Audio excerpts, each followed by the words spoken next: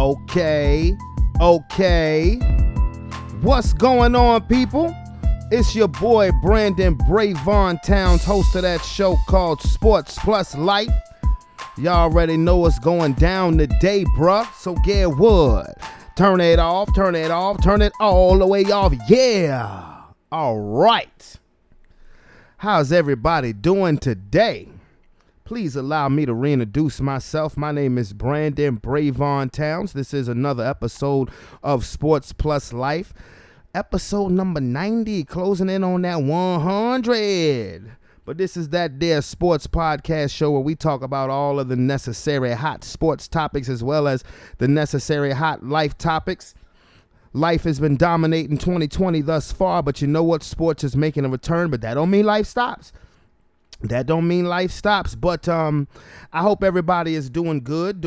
Today didn't feel like it was as hot as normal. What it's been for like the last 3 weeks. It has been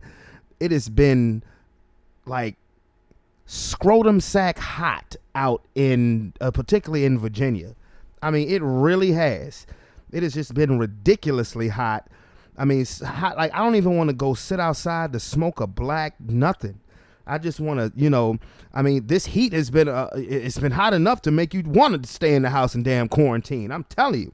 I mean, it has been blazing.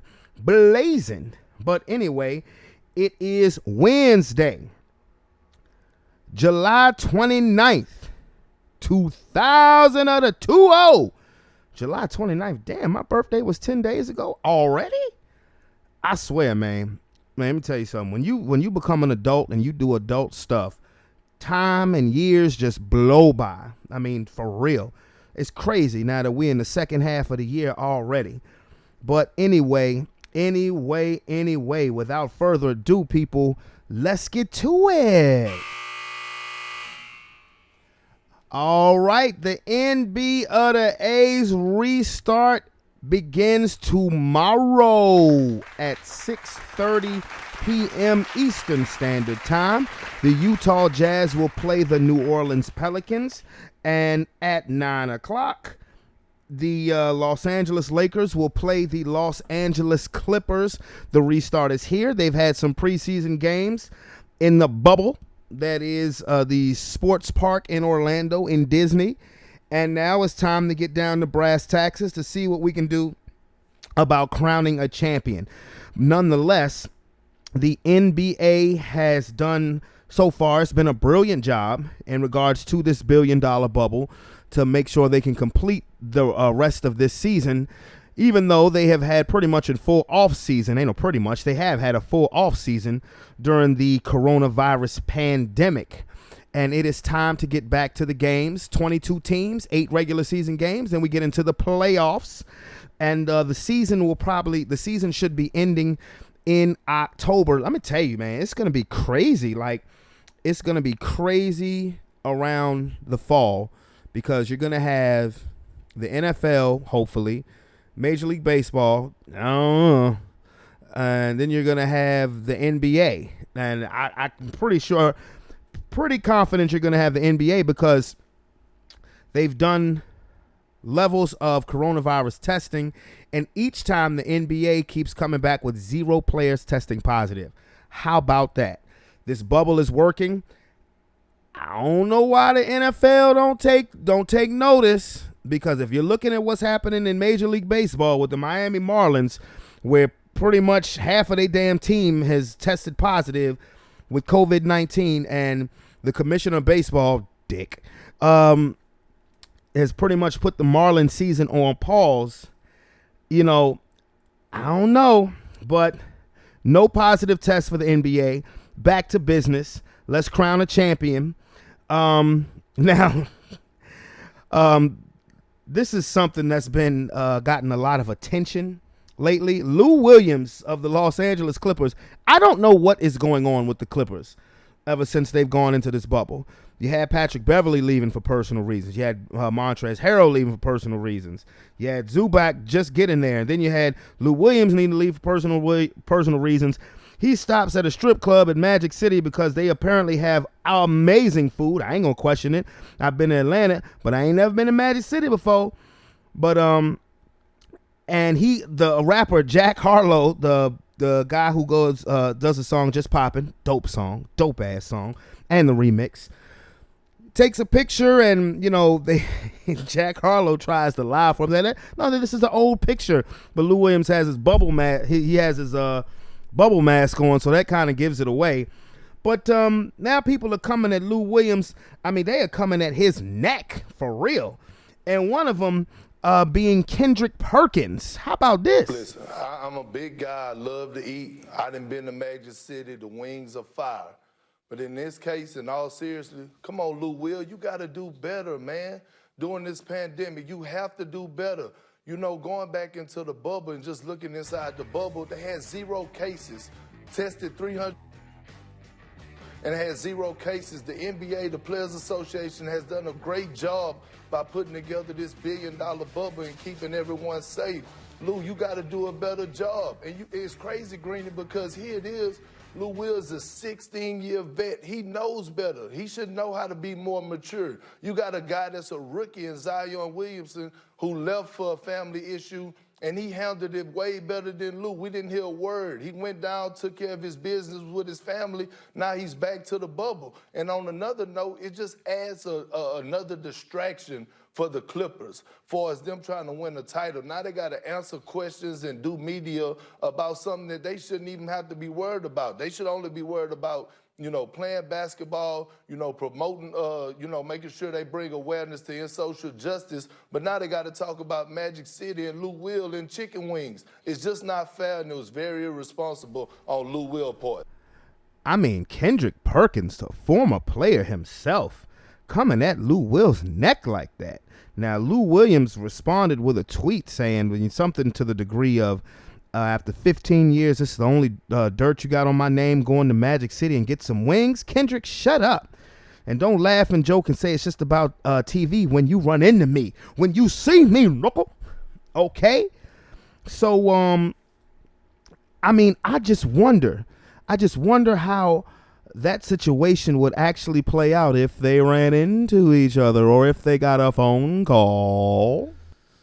Well, let's see. I think today was a good show today.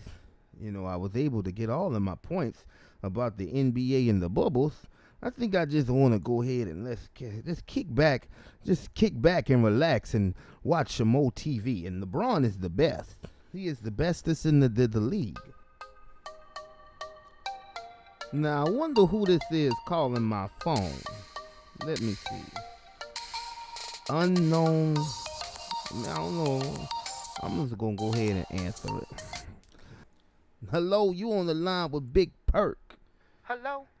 You said this is Big Perk? Yeah, this Big Perk.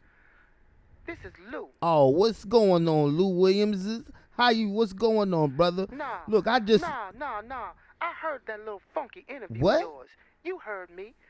I heard that little funky interview of yours, and you want to talk all about that stuff. Come on, you about can't where be... I decide to eat wings at? What? 15 years in the league, nigga, and this the only dirt you got to throw on my name? Hold up. Let me tell you something.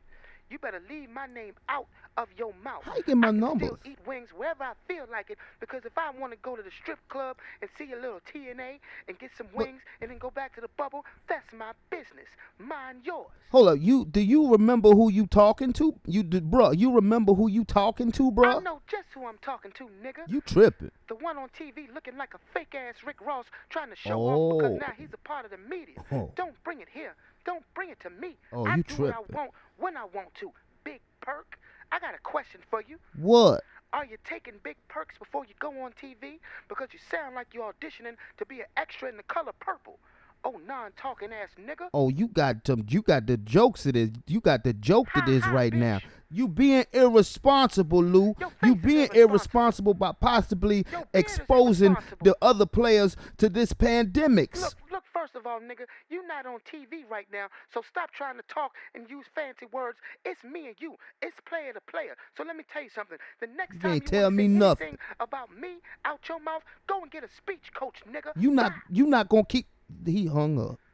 Nah, I ain't hang up yet. But before I do hang up, the next time you want to go on your little show, whether that's First Take or Get Up or whatever you be on ESPN, make sure you tell the people, don't forget, if you in Magic City, don't forget to stop and get some of Sweet Lou's lemon pepper barbecue wings. Taste so good, might get your mind off of the Magic City titties for just a moment. Now, What? don't ever call me again. Don't ever mention my name. But out you your call mouth me. again, nigga. What the fuck? And go Clippers. Well, I could imagine it going down something like that. I definitely could. Always good to have a little fun here on Sports Plus Life. But anyway, I digress. The NBA is back in effect and back into action.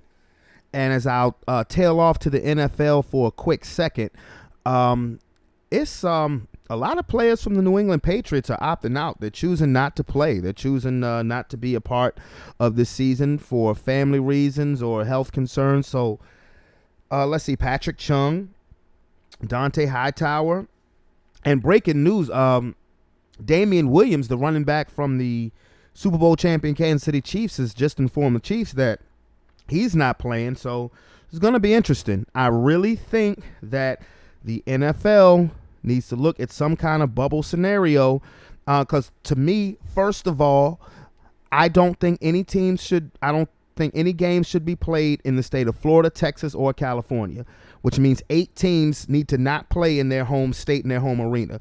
Dolphins, Bucks, Jaguars, Texans, Cowboys, Rams, Chargers, 49ers. Sorry for you. I mean, for real. Because like I said, look at what's happening in baseball with the Miami Marlins. I came up with an idea that I actually went on Instagram Live and said that, yo, check this out. And I've said it on the show as well. Have 8 bubble locations. Have a stadium per division, and that will cut travel down immensely in the NFL season. You know, this thing out here is real. Everybody know how tired of this punk-ass virus that I am of it. And it's like, bruh, it's time to, like, seriously come up with a contingency plan of we're the NFL and we're just going to play and we're going to run through it. That's been this country's whole attitude, and it hasn't worked. That's why we're still in the situation that we're in. That's why certain countries are starting to scale back on what they're doing because of the irresponsibility, arrogance, and ignorance that has been shown by this United States of America country.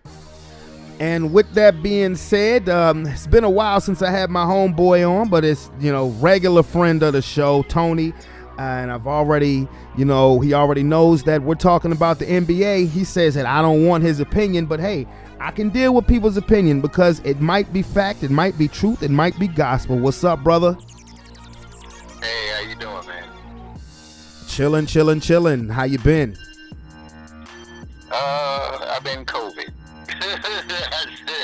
Been just like everybody else, just trying to get through this madness and hold out. Hopefully the madness will start to dissipate after November 3rd. You ain't never lied about that. Amen to that. But it is NBA restart time, bro. Let me have it. Honestly, I think them Negroes need to go play golf or go fishing. Or I'm with Kyrie. And this climate with the pandemic going on, with the stuff that's going on culturally in the country, as a black male, I feel deflated right now. And I can imagine, if some of them are aware, a lot of them aren't. They just don't care. They trying to party like it's 1999. Looking at you, Lou Williams. But some are more culturally aware than others and actually are involved with life more so than the game. And I couldn't find I couldn't find the motivation to play. As much as I understand loving the sport, this and that, they play it. They play it professionally, so they probably love it. But still got to be motivated. And I think this watered down, tournament thing.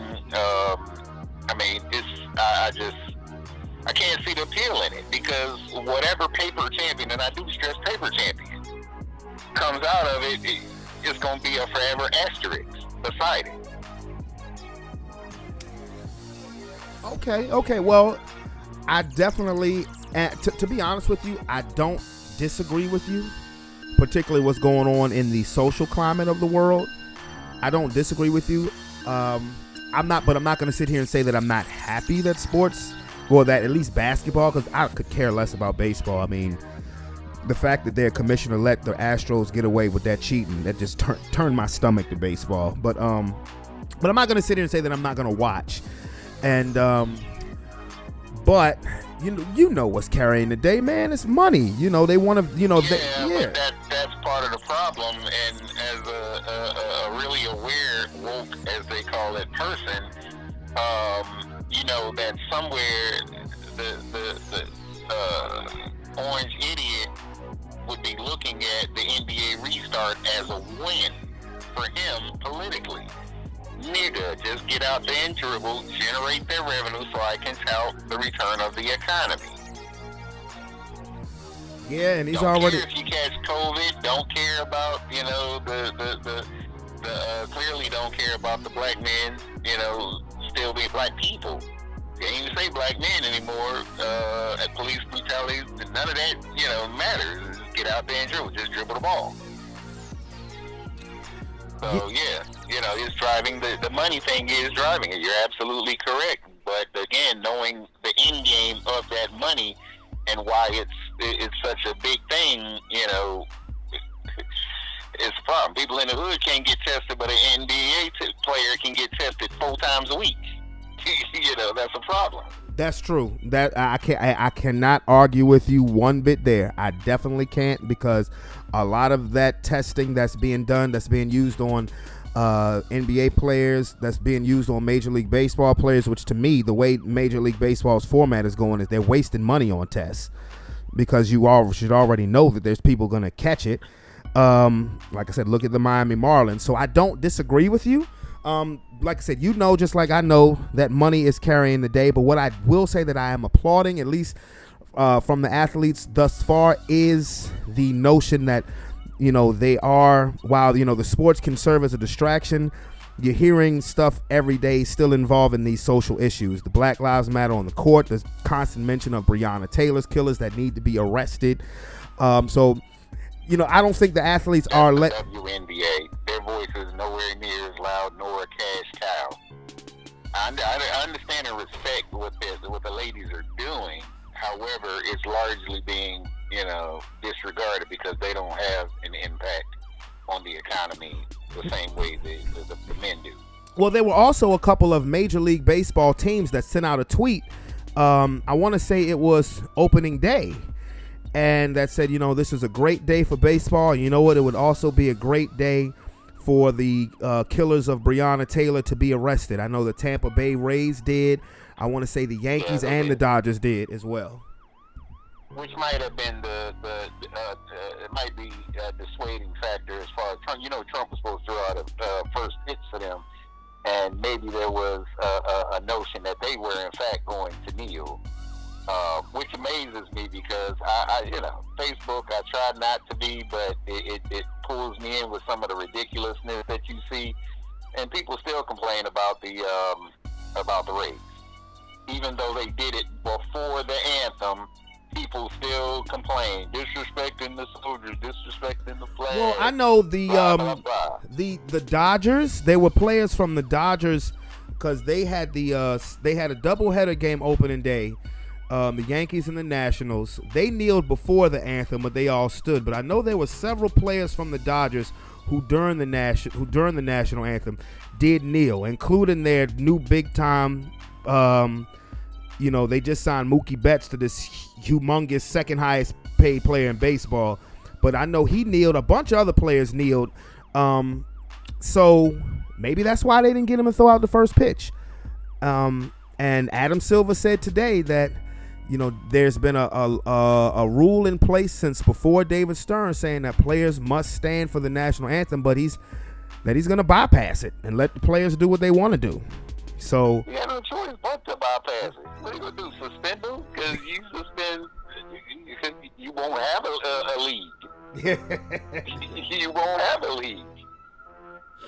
Yes, that's true. That's very true. So I'm sure you feel the same way about the NFL as far as them playing. I feel that, and I don't care that the boy Truitt from the Steelers, well, I'm going to stand and this and that. But okay, you could have just stood. You didn't even have to draw attention to yourself by trying. To me, his stance on that, why he's entitled to do that, took on that Terry Crews feel. Like, why are you talking? Oh, yeah. If you're not kneeling, then why are you even talking? Like, no one stuck a microphone in front of you, Mr. Truitt, and said, "Are you going to stand and kneel?" I don't know that somebody did that for him to get those national headlines, but that's fine. Yeah, the NFL, even what Herschel Walker said, again, Caucasians, stop thinking these black former athletes or even former politicians, ministers / politicians looking at you out something, are representative of the black community. That they speak for the black people. They don't. I don't know if you're paying attention to Herschel, but no, yeah, I did. Kind of been, and I'm like, well, okay. But anyway. Well, what do you think about the march on Washington on August 28th? I don't know what to think about it. There's a lot of time between now and then, and there's a lot of things going on in this country. One of the biggest things I think that is going on under the radar is this whole, and believe it or not, I watched the sports side, but I watched the entire hearings with Barr yesterday. Right. And I didn't take much from what he said. He's a henchman. But he slipped and said one thing. I don't know if it was a slip or whether it was, the truth. Truth sometimes just forces its way out. Where he said organizations like, violent organizations like Antifa have infiltrated, or they'll just show up at peaceful Black Lives Matter protests. Now, that was a subtle statement, but I immediately took to Facebook and posted that because basically he was acknowledging something that his boss, a conspiracy theory that his boss likes to toss out there is false. That Antifa, Black Lives Matter, they're all terrorists. When most of us are aware that these people that are out there in Portland, it's not Black Lives Matter. But there's a segment of America that anything that happens, cars get burned, yep, buildings get burned, yep, they're going to automatically blame it on Black Lives Matter. It's Black Lives Matter. Yeah. Well, Barr diffused that. If people were listening, he said it, whether he meant to or didn't mean to. Doesn't really matter. He said it. It's not Black Lives Matter, and they're not a terrorist organization. Antifa's not even a terrorist organization because they're not an organization. Barr said that. He's like, he was asked, why haven't they been labeled a terrorist organization? And he said, well, you have to understand they're not a organization in the traditional sense. They operate in little pockets, and if there's a protest going on or something, you got one guy may call his buddy, and now you got 10 guys, and they just show up. Right. And I said, oh, okay, well, I mean, that's a coherent explanation. Can I get a coherent explanation why KKK hasn't been labeled a terrorist organization since we labeled them? And I've been saying that for a minute. I don't. Somebody labeling Black Lives Matter as a terrorist organization, should just be, they should be canceled, because you're gonna say Black Lives Matter is a terrorist organization, and the KKK ain't. Yet people in the KKK have statues and state parks, and this is the organization that kills people, that has killed people for over a century. And I guess because it started in America, which is why it's not labeled a terrorist organization. It's just dumb to me. That's really stupid. But people that's just people trying to control the narrative. Well, speaking on that particular subject, since we are in Richmond and the monument issue, my sole argument to it was simply put, these are monuments, these are relics of traitors first, racist second, but traitors first. Why would you want to honor them? Well, there's the one major one remaining here where we are, Robert E. Lee. Mm-hmm. I have to tell people, reading is fundamental. You can read in Robert E. Lee's own word. Oh, he opposed slavery. You didn't read the whole thing there, did you? He opposed slavery because they viewed it as an undue burden on white people. Like, it was more trouble than it was worth. He had, he did not support black voting rights post-slavery. He never spoke out against the violence perpetrated against African Americans post-slavery. And like I said, his view on slavery was that it was just more trouble than it was worth, not that it was inherently wrong. That's distinctly different from saying he was against slavery and leaving it at that. So he was not an honorable person. None of them were, all the way back to George Washington. You decide you want to own another human, there's no way you can, with a straight face, convince me that these were honorable people. What about Alexander Hamilton? Same thing. Same thing. I only say that because of that Broadway play that just came out on Disney Plus. I understand, but again, in some cases, these people, while they may not, if you're in a position to influence and have a voice, and I don't care when it was, and you chose not to, then you're a co-conspirator. And that's kind of how I look at it. If you wasn't going out like John Brown, then you're a co-conspirator. Right. I agree with you. He was willing to die for the cause. He felt like it was wrong and was willing to die for it. So it is what it is. It is what it is. But no, I definitely, I love the knowledge drop because it's true, and I agree. I totally agree. But let me flip back to the sports side of it. The text you sent me the other day, not about Dana Stubblefield, dumbass, but the fight, Mike versus Roy, Tyson versus Jones. What's happening?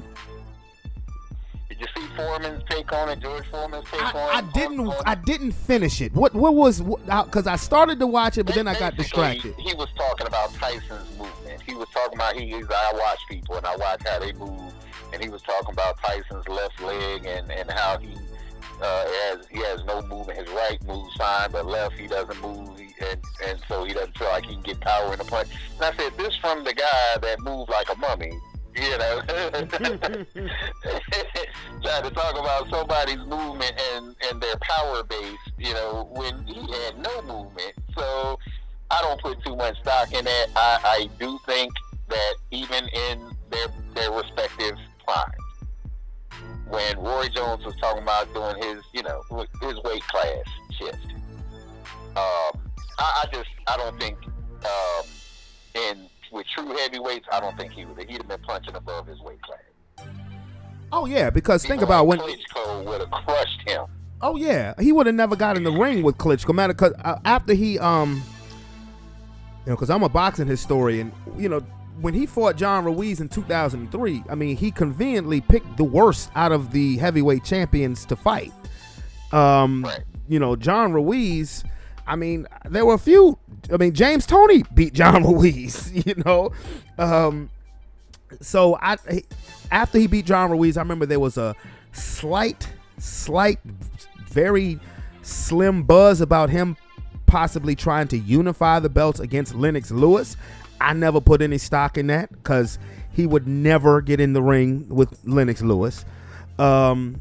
Even when Lennox had lost a step, I never thought that if Roy, I wish he would have stayed at heavyweight because he was talking about maybe fighting Lewis and then maybe Holyfield and then eventually it was no, I only want to fight Mike Tyson and retire. He opened as a 2-1 favorite, but I've always believed, and you saw how Roy Jones.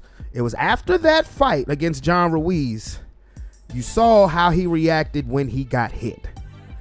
And, one thing Mike Tyson prides himself on doing is he will work that body.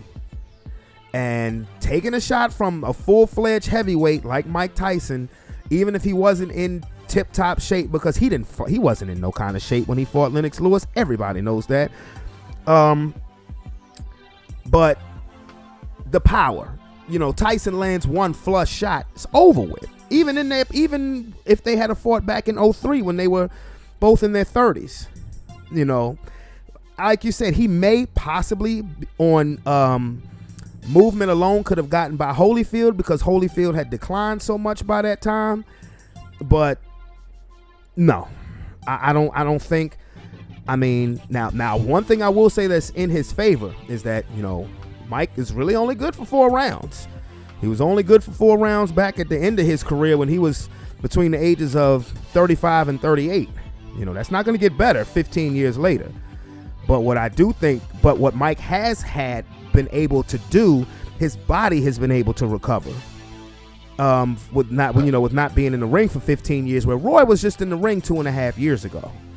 And even Roy said himself yesterday on First Take, my legs ain't what they used to be. So, and if Mike, watch something in that fight, and then when we talk after said fight, tell me I was right. So I've seen a bunch of different videos of Mike Tyson. There was one in particular, and he was on the bag, and he was giving the 3-piece to the body, followed by that uppercut. Mm-hmm. And I said, that's what's going to happen to Roy Jones. Eventually, them body shots are going to wear, and he's going to drop his head, and them hands are going to open up, and boom. Oh yeah, that's all it takes. If Mike tags that body like he did them pads, no. If I was Mike, I wouldn't, for the first round, I wouldn't even look for the head. I would strictly go to the rib cage, to the midsection, strictly.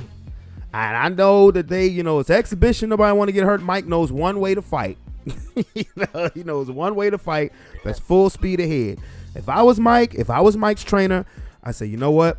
The only time I want you to throw a punch to his head is if you're jabbing. Other than that, devastation to the body. So when he thinks that he's gotten out the woods and he wants to put the foot to the gas, ain't gonna be nothing in the tank. Yeah. It may not. I don't think it'll even. Honestly, I'd be surprised if it went. Then again, we don't know. We don't know because it is exhibition, and so they may very well take it easy, But like I said, that I don't think 4 rounds. If Mike is working that body, it won't be 4 rounds. No, and it's scheduled to be an 8-round fight. But if Mike works the body consistently for 1 round or 2, no. Eventually, if it's not a body shot that will make Roy quit, like you said, them hands will drop and good night. Because the elbows, they're gonna have to come down to protect the ribs. The elbows gonna drop to protect the ribs, and then the hands open and poof, 1 to the chin. Yep. Roy will be a 2-piece. Is just gonna be 1 to the chin. Yeah. Then the only it may thing not even be a knockout. I don't think he'll knock him out. I think it'll probably just get stopped. We ain't gonna continue. Yeah. I think if it gets too serious and you see Roy stumbling around the ring, I think it'll get stopped. Unless it is, a situation like the Tarver fight where 1 punch and he was just on his back. And here's the thing. Do you know why I believe all that about Mike Tyson? Why I'm not even really realistically giving Roy Jones? Because this is, at least from a head space, this is a different Mike Tyson. Oh, yes. This is a Mike Tyson that even, I would think the younger Mike Tyson was a whole different animal. But this Mike Tyson is actually a cerebral guy now. He's happy. I was just telling my brother that early. My brother called me today while I was at work, specifically saying, hey, I know you're going to watch the Tyson fight. Of course. But, he's happy. He's not, the last probably 5 years of his actual fighting career, he was just fighting to pay bills. He's in a happy place. And Mike said on his documentary. Shark Week. Yeah. Hosting Shark Week. Yeah. And I remember Mike said on the movie Tyson that came out in 2009, he said people think the mean and angry fighters are the best ones. He said no, the happy fighters are the most dangerous ones. And he's happy. He's happy with himself. He's happy with his life. And Roy Jones may be in some trouble. Yeah. But anyway, brother. I think he'll be okay. You're right. He's happy and well, anyway, I won't get off into that whole tangent of what I believe back in the day with people like Robin Givens around him, just poison. Oh yeah, man, I could go on for that for another 3 hours. Trust me, when I'm a student of boxing, I'm a student of Tyson. So trust me. But anyway, brother, let me get on up out of here. And next time I do a show, I'm gonna give you a holler. All right? Yes, sir. All right. Good talking to you. Yeah, same to you, man. Take care. All right, my man Tony. Always good to talk to him. Drops so much knowledge, and I'm kind of surprised that he was lobbying that there shouldn't be any sports being played at all because of the pandemic, as well as the social fiber of the country right now. But morally, I can't disagree with him, because right now there are things more important that need to happen. But at the same time, I'm a sports fan, so I'm definitely going to watch. So I'm pretty sure he's going to watch too.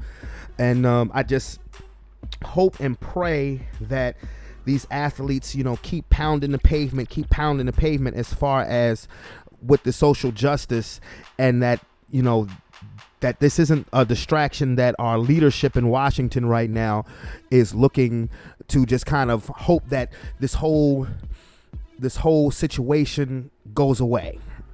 Because I was listening to Dan Le Batard earlier today, and he said the realest shit that I heard when it comes to social injustice. He was saying how white people have to be uncomfortable with what is going on in the country. They have to be uncomfortable when it comes to having the conversation. That it's not an option. It is a necessity. White people have to be uncomfortable. And what he said to me that resonated so much, he said, when white people are comfortable, the racism keeps going. And I couldn't do anything but say amen, hallelujah, because like I said, I'm not a racist, I'm a realist. But so many people are saying, well, we want things to go back to normal. And as a member of the black race, I'm saying, well, not exactly. When the only thing I want to see go back to normal is sports. Now, as far as for the treatment of black and brown people in this country, no, I don't want that to go back to normal. No. Keep America great. Throw that in the fire. I mean, for real talk. Throw that in the fire. But like I said earlier, sports is coming back up, and NBA restarts tomorrow. There's Major League Baseball going on now. And one more thing I would like to say in regards to the Miami Marlins, with them having 18 people on their staff, between players and coaching staff, testing positive for COVID-19. If that was the New York Yankees or the LA Dodgers or maybe the Nationals, because they're in DC and they did just win the World Series, baseball might be shut down. I mean, the Yankees have already had to miss 3 games of their whole 3-game set against the Phillies, because the Phillies played the Marlins. Nobody else in baseball has tested positive for COVID-19 except for the Marlins. And where are they coming from? Miami, which is why I say there shouldn't be any kind of football or any kind of sports played in the state of Florida unless you're in that $1 billion bubble that is right now working marvelously for the NBA. Let's just keep our fingers crossed. But with that being said, with a buzzer. All right. This is about to conclude episode number 90 in Sports Plus Life. We're closing in on that big 100. But anyway, I just, again, hope everybody continues to be safe, not just from coronavirus, be safe from these people out here acting foolish and acting dumb when it comes to the social injustice, because some people who are out here protesting ain't about Black Lives Matter. They just about starting some bullshit, as well as being safe from the sun, from the heat. It been hot, bruh. It been real hot. But anyway, if you have not hit that subscription button, definitely go ahead and hit that subscription button and become a part of the Sports Plus Life family. It's your boy, Brandon Brevon Towns, and I will see you guys later. I'm out this bit. Peace.